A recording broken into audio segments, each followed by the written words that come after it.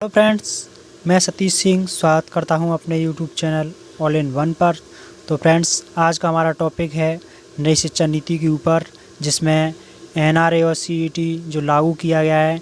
तो फ्रेंड्स, आज मैं उसके बारे में बताऊंगा आपको कि इससे स्टूडेंट्स की लाइफ में कितना फ़ायदा होगा, कितना नुकसान होगा, और इस सीईटी में क्या हमारा सिलेबस रहेगा और कैसे क्या होगा। तो इसके बारे में आज आपको पूरी जानकारी देने वाला हूँ।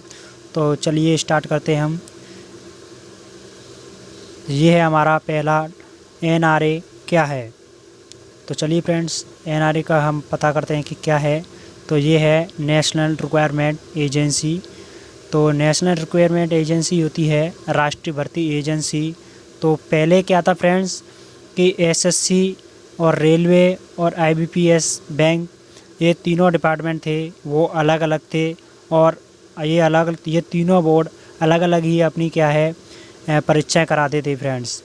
तो अब क्या हुआ है कि ये एनआरए के अंतर्गत अब इन तीनों का जो एग्ज़ाम होगा वो एक ही एग्ज़ाम होने वाला है फ्रेंड्स, और इन सब का एक ही एग्ज़ाम लगा करेगा।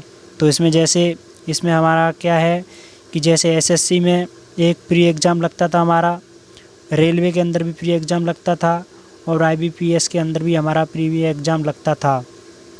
तो फ्रेंड्स, इसमें क्या होगा कि अब इन तीनों का एक ही हमें प्री एग्ज़ाम देना पड़ेगा। एसएससी, रेलवे और आईबीपीएस तीनों का, बैंक का, सभी का मिला करके एक ही एग्ज़ाम बना दिया गया है। जैसे कि पहले हमें क्या था, जैसे एसएससी में सीजीएल, सीएचएसएल, स्टेनोग्राफर और भी कई सारे 10th प्लस 2 वगैरह ये थे। इसके सभी के हमें प्री एग्ज़ाम अलग अलग से देने पड़ते थे।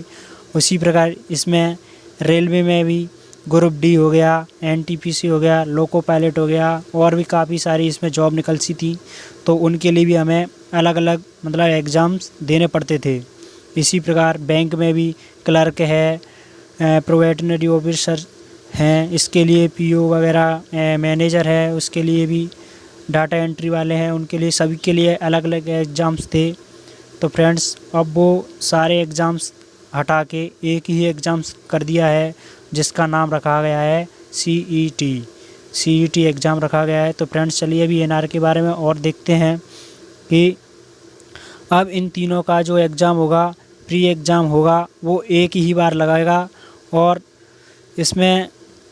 इसके बाद जो मेन एग्ज़ाम होगा वो सभी का क्या होगा, अलग अलग लगेगा। जैसे कि मैं आपको बता देता हूँ कि पहले हमारा ऐसे सबका मिला के एक प्री एग्ज़ाम लगेगा। उसके बाद हमारा जो मेन एग्ज़ाम होगा वो फिर ये ही बोर्ड कराएंगे। मेन एग्ज़ाम को ये एसएससी है तो एसएससी वाला ही कराएगा, रेलवे बोर्ड है वो रेलवे का ही कराएगा, आईबीपीएस यानी बैंक बोर्ड है वो बैंक का ही एग्ज़ाम कराएंगे।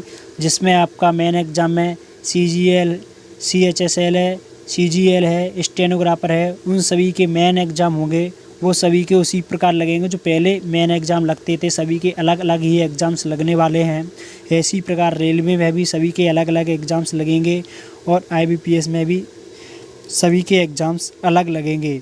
बस सिर्फ अंतर है तो इतना ही अंतर है कि इन सभी का हम पहले जो प्री एग्ज़ाम देने जाते थे, फिर उसके बाद जो मेन एग्ज़ाम लगता था, तो मेन तो वही रहेगा हमारा एग्ज़ाम, और उसको वही बोर्ड लगवाएंगे। इसमें कोई अंतर नहीं है फ्रेंड्स।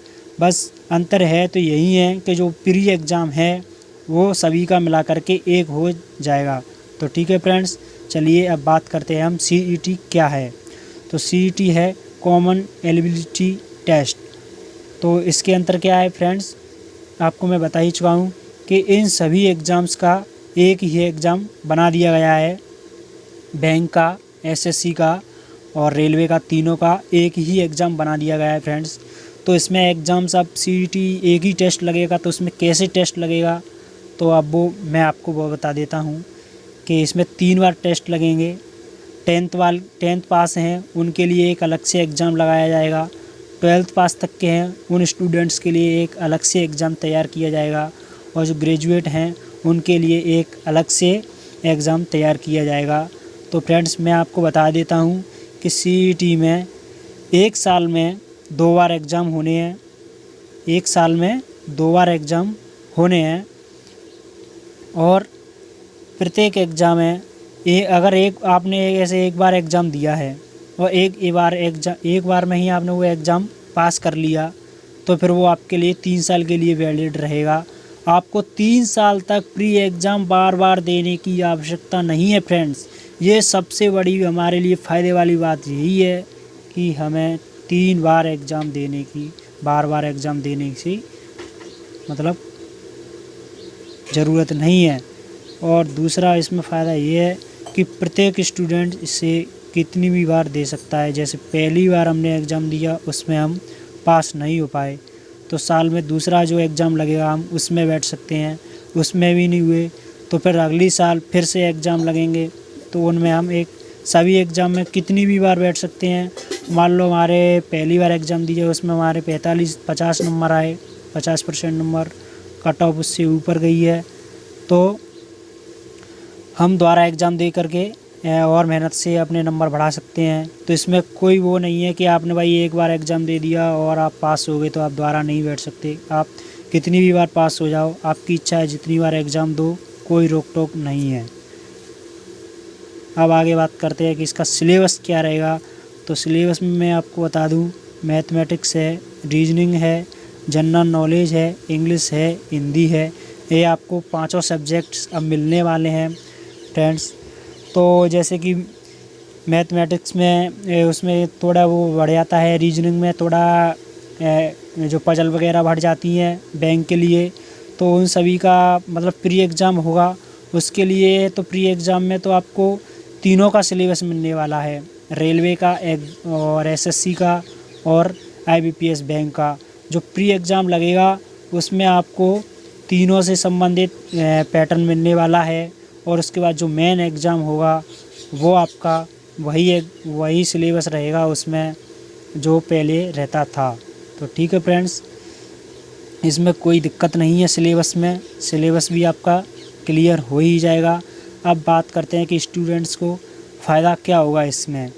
तो इसमें स्टूडेंट्स को बहुत ज़्यादा फ़ायदा होने वाला है, और क्या क्या फ़ायदा होने वाला है वो मैं आपको बता देता हूँ। कि इसमें स्टूडेंट्स को सबसे बड़ा फ़ायदा होने वाला ये है कि प्रत्येक ज़िले एवं शहर में एग्ज़ाम सेंटर खोले जाएंगे। प्रत्येक शहर, गांव और डिस्ट्रिक्ट में, स्टेट में आपको एग्ज़ाम सेंटर मिल जाएंगे, और आपको मतलब कहीं पर भी दूर जाने की ज़रूरत नहीं है। और दूसरा फ़ायदा ये है इसमें कि हम अपना एग्ज़ाम सेंटर स्वयं चुन सकेंगे। अपने पास ही रहेगा एग्ज़ाम सेंटर, तो खुद चुन सकते हैं कि हमें भैया कहाँ सेंटर लेना है। और तीसरा फ़ायदा ये होगा हमें फ्रेंड्स कि हमें अलग अलग एग्ज़ाम देने से मुक्ति मिलेगी। जैसे कि मैं आपको पहले ही बता चुका हूँ कि एसएससी में हमें सभी जॉब्स के लिए अलग अलग प्री एग्ज़ाम देना पड़ता था, तो अब हमें रेलवे के लिए, बैंक के लिए और एसएससी के लिए बार बार पे सभी के लिए अलग अलग से एग्ज़ाम देने की कोई ज़रूरत नहीं है। सबका एक ही बार एग्ज़ाम लग जाएगा, और अगर आप एक बार में ही क्वालिफाई कर जाते हैं तो आपको 3 साल तक वो वैलिड रहेगा। आपको 3 साल तक का दोबारा देने की ज़रूरत नहीं पड़ेगी। ठीक है फ्रेंड्स, तो इससे हमारे अलग अलग एग्ज़ाम देने से मुक्ति मिल जाएगी। समय एवं रुपयों की बहुत भारी मात्रा में बचत होने वाली है। अब वो कैसे, कि जैसे कि हम सभी का अलग अलग प्री एग्ज़ाम पढ़ता था, तो उसके लिए हमें समय बहुत कम मिल पाता था। भाई कभी ऐसा हो जाता था कि हमारी एक साथ में डेटा आ जाती थी एग्ज़ाम्स की, तो कुछ स्टूडेंट्स को अपने कुछ एग्ज़ाम छोड़ने पड़ते थे, या फिर किसी का कहीं दूर ज़्यादा सेंटर पड़ गया तो वहाँ पर नहीं जा पाता था। किसी की समय की प्रॉब्लम होती थी, किसी का पैसे की प्रॉब्लम होती थी, और रहना खाना वो सारा चीज़ झंझट था। तो वो सारी की हमें बहुत मात्रा में बचत होने वाली है फ्रेंड्स। अब बात करता हूँ मैं आगे अपने एक और फ़ायदे की। तो वो क्या है कि हमें किसी भी एग्ज़ाम में अगर हमारे कम नंबर आते हैं तो उसका हम दोबारा दे सकते हैं।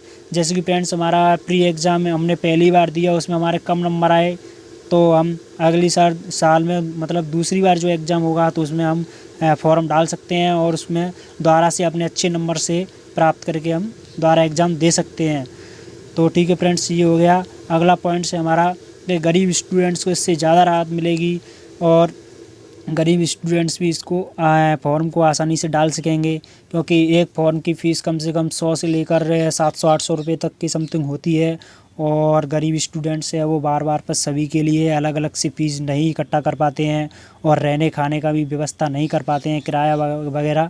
तो इससे गरीबी स्टूडेंट को ये फ़ायदा मिलेगा कि वो एक ही बार एग्ज़ाम में फ़ीस भरेंगे और एग्ज़ाम सेंटर भी उनके पास ही रहेंगे, तो जिससे उनको सारी चीज़ की से राहत मिलने वाली है।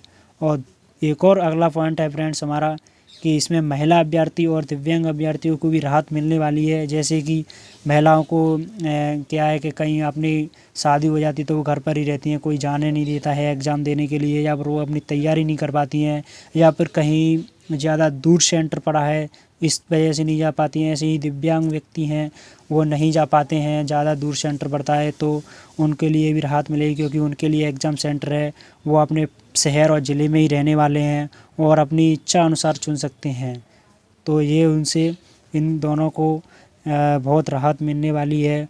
और आपको एक और बात बता दूं, इसमें मोस्ट इम्पोर्टेंट बात ये है कि सारी परीक्षाएं हैं वो ऑनलाइन होने वाली हैं, जिससे कि सारे जो नकल हैं, रिश्वतखोरी है, उस पर पूरी तरह से रोक लग जाएगी। तो ये बहुत सारे फ़ायदे होने वाले हैं स्टूडेंट्स हम सबको। तो चलिए अब बात करते हैं हम इससे स्टूडेंट्स को नुकसान क्या होने वाला है। तो फ्रेंड्स जैसे कि आप सोच रहे होंगे कि भाई इसमें स्टूडेंट्स को नुकसान क्या होगा, तो आपने तो कुछ लिखा ही नहीं है। तो फ्रेंड्स इसमें इसलिए कुछ नहीं लगाया है क्योंकि इसमें स्टूडेंट्स को नुकसान कुछ भी नहीं होने वाला है, इसलिए मैंने इसको खाली छोड़ दिया है फ्रेंड्स। इसमें हमको नुकसान कुछ भी नहीं होने वाला है। इसमें बस हमें थोड़ी सी दिक्कत यहीं पर आएगी कि हमें तीनों का सिलेबस मिला कर के एक साथ में पढ़ना है और प्री एग्ज़ाम को क्वालिफाई करना है, बस थोड़ी सी यही दिक्कत है। बाकी किसी भी प्रकार की कहीं पर भी कोई दिक्कत नहीं है।